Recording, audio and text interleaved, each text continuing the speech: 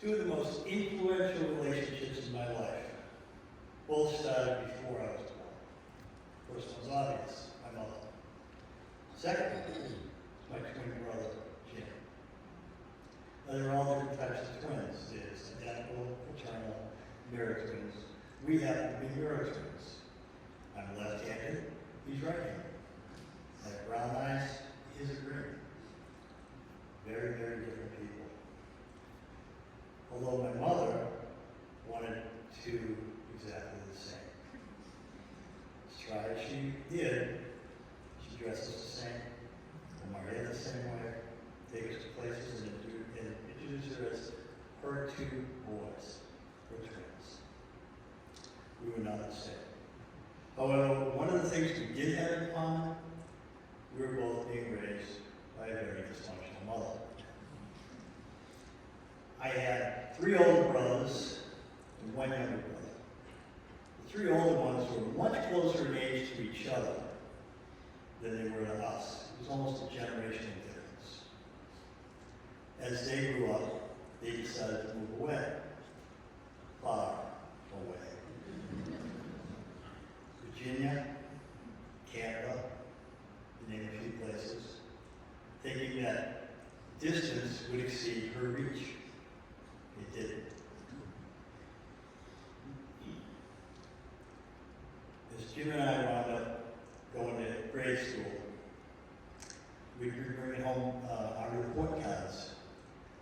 And Jim excelled in school, and I showed up.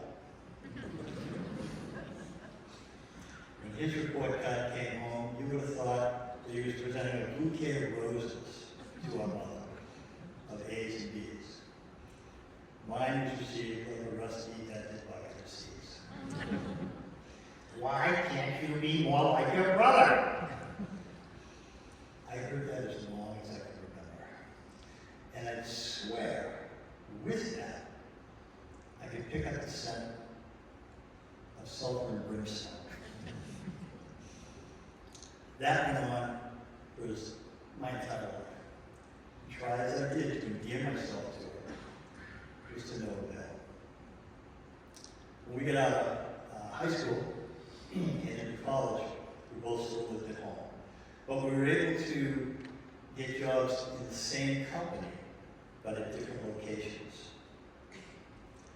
My dad gave us both a phenomenal work ethic. Jim had a gift of being able to read a room and deliver exactly what was needed. I took the sled dog approach. Head down, as hard as you can, until you drop. Pretty soon I started to run into his friends. And I'd be introduced as Jim's brother. Or they'd say, Sewell, are you related to Jim Sewell? So it seemed like, even though I tried to shine the light, I was still in his shadow. Not long after that, Jim took another job about 600 miles away, started to raise his family. And I was there, at the house, with Mom. Not too long after that, my dad got sick. He was cancer. From asbestos. He worked at the Quincy shipyard, he worked at the Hingham shipyard as a welder. That work ethic finally caught up with him. And after 19 months of treatment, he passed away in my arms, at home, on a summer day.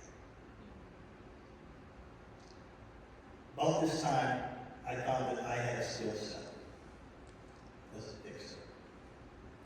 Whatever you needed, whatever I could do for you, whatever I had to be to get your approval, I would do.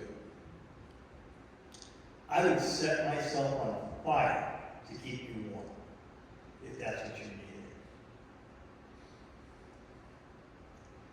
Pretty soon the boundaries melted away, if they existed at all. If you were having a bad day, I'll take care of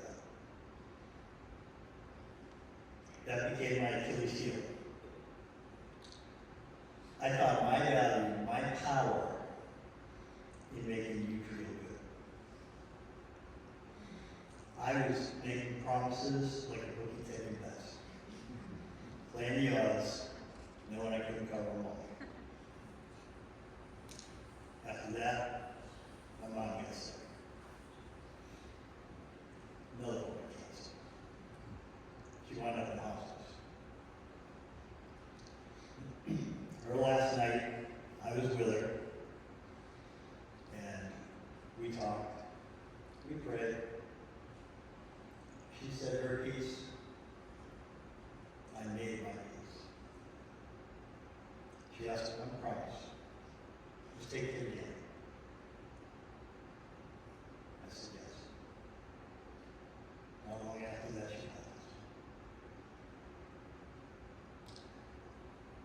Years went by, and I was still struggling with the idea of being there for other people, satisfying other people's needs.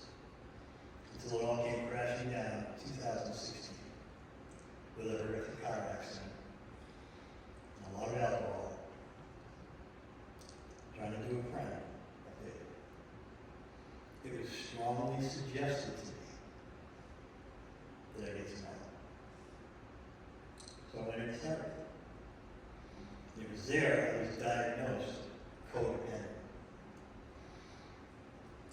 People think codependency has to do with enabling people who have drug and alcohol challenges. Well, that's one of them. Mine is another. In therapy, I learned how to set boundaries, how to set limits. That not all relationships are worth having. And for me to say no didn't always have catastrophic events. Pretty soon, my promises started to have value. Continues to.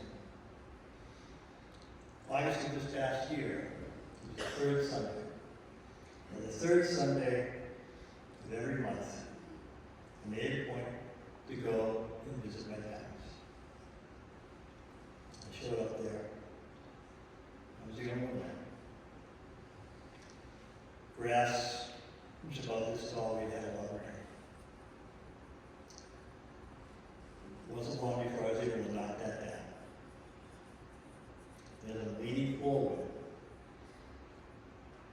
leaning the clippers off the polished granite stone. He did. And here I am, as promised. Kids miss you. I miss you. You love the new great grandkids. Talk to them. As I put my tools back in the truck, it dawned on me that promises today became the new currency for all my relationships. Not to be squandered, not to be wasted. They become the foundation for my new context.